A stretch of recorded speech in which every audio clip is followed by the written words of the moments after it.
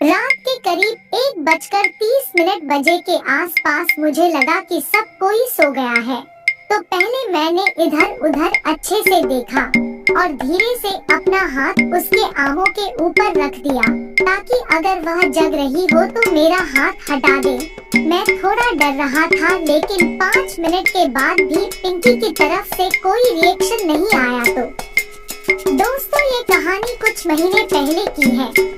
मेरी दोस्त वैभव की शादी 15 अप्रैल को थी, तो मैं अपने गांव के लिए 8 अप्रैल को ही निकल गया।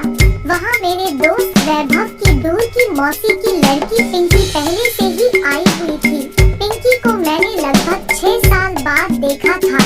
उसका बदन एकदम भर गया था और वह देखने में बिल्कुल करारा माल लग रही थी। चूँकि पिंकी मुझसे 3 साल ही छोटी थी, तो पहले भी हम दोनों की व्हाट्सएप पर खूब चैट होती थी। हालांकि मेरी उससे जो भी चैट होती थी वो एक फैमिली ग्रुप पर होती थी, तो उसमें अधिक बार नहीं हो पाती थी। उस दिन गांव आने के दौरान बस के सफर से मैं काफी थक गया था, तो घर आकर पहले आराम किया और शाम को मैं अपने दोस्त के घर पहुंचा और सभी दोस्तों ने साथ में खूब एंजॉय किया और पिंकी के साथ मेरी खुल के बातचीत भी हुई।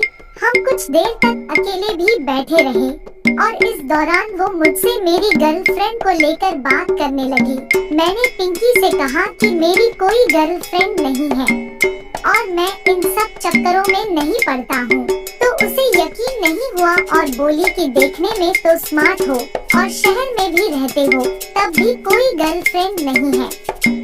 इसके बाद हम दोनों काफी देर तक हंसी मजाक करते रहे। कुछ ही देर में वो मेरे साथ काफी फ्रैंक हो गई थी और मुझे भी उससे बात करना अच्छा लग रहा था। उस समय हम दोनों छत पर थे और हमारे पास कोई नहीं था, तो बात करते करते कुछ और बातें होने लगी जो कि हम दोनों को थोड़ा गर्म करने लगी। फिर मैंने मजाक में कहा कि जरा दूर रहो क्योंकि मुझे झेल पाना आसान नहीं है। वो हंसने लगी और बोली, क्यों तेरे में कांटे लगे हैं क्या जो मैं झेल नहीं पाऊंगी? मैंने उसकी ये बात सुनी तो उससे कहा, तू जानती भी नहीं है कि तू क्या बोल रही है? वो हंसने लगी तू और बोली, मैंने ऐसा कुछ भी नहीं कहा जो मुझे दोबारा याद करना पड़े। मैंने कहा, अच्छा एक बार फिर से वही बोल के देखा। तो पिंकी बोली, क्या बोल कर दिखाऊं? मैंने कहा, वही जो तूने अभी झेलने वाली बात को लेकर कहा था। तो वो बोली, हाँ हाँ, मैंने उसमें क्या गलत कहा था, लो फिर से बोल देती हूँ। मैंने कहा, तुझमें कौन से कांटे लगे हैं जो मैं झेल नहीं पाऊंगी? मैंने कहा, तूने ये नहीं कहा था डियर। वो बोली, फिर क्या कहा था, तू बोल के बता।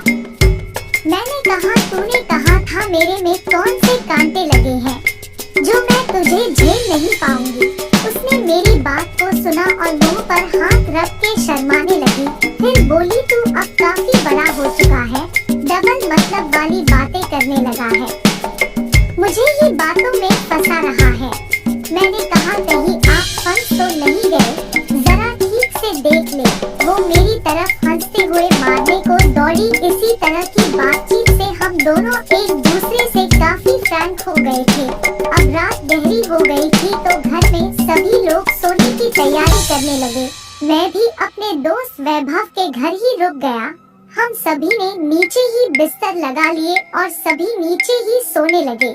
मैं जिद करने लगा कि मुझे कूलर के आगे सोना है, तो मैं और पिंकी दोनों पास में ही सो गए।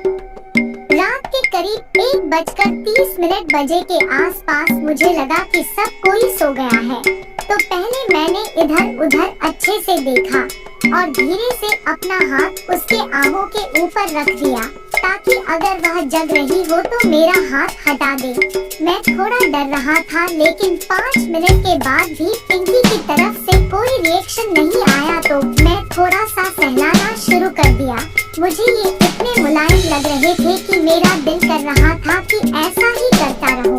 कुछ देर तक ये सब करने के बाद अचानक से पिंकी दूसरी तरफ करवट ले ली और मेरी तरफ पीछे वाला हिस्सा कर लिया। अब मैं उसके और करीब हो गया, जिस कारण मेरा नागराज उससे टकराने लगा। मुझे तो जैसे स्वर्ग का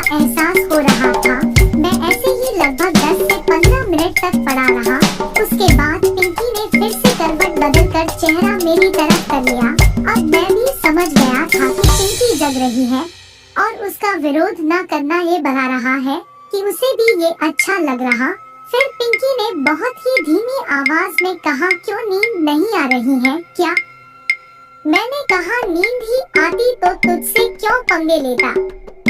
ये सुनकर पिंकी मुस्कुरा दी और बोली, तो क्या इरादा है?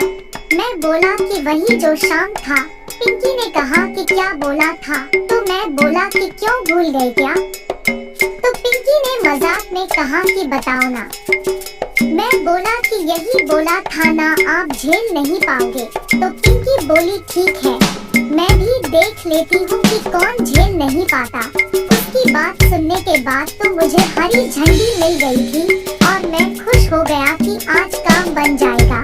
फिर पिंकी बोली, लेकिन ये किसी और की अमानत है। तो मैं बोला कि मैं कहाँ इसे लेकर अपने घर जा रहा, बस प्यार करके वापस कर दूंगा। फिर हम दोनों मुस्कुरा दिए और फिर पिंकी ने कहा कि जो करना है जल्दी करो वरना कोई जाग जाएगा। मैंने भी जल्दी से अपने हथौड़े को जगाया और शुरू हो गया, लेकिन तुरंत ही मुझे एहसास हो गया कि इस गुफा में पहले भी बहुत से हथौड़े आ जा चुके हैं, लेकिन मैं भी अपना काम निकाल कर अलग हो जाने वाला था। मैंने मजाक में कहा कि हाँ यार, तुम तो झेल गई। तो वह बोली कि आपने मुझे समझा क्या था, आप जैसे एक साथ में 3 संभाल सकती हूँ। मैं भी पूरा रस पीने और रस गिर जाने तक लगा रहा। उसके बाद हम दोनों उसी जगह पर अच्छे से सो गए और उस रात मुझे बहुत ही अच्छी नींद आई थी। दोस्तों, ये कहानी कैसी लगी अपनी राय कमेंट बॉक्स में जरूर बताना और ऐसे ही कहानियाँ देखने के लिए चैनल को सब्सक्राइब करके घंटी के बेल को भी दबा लेना। धन्यवाद।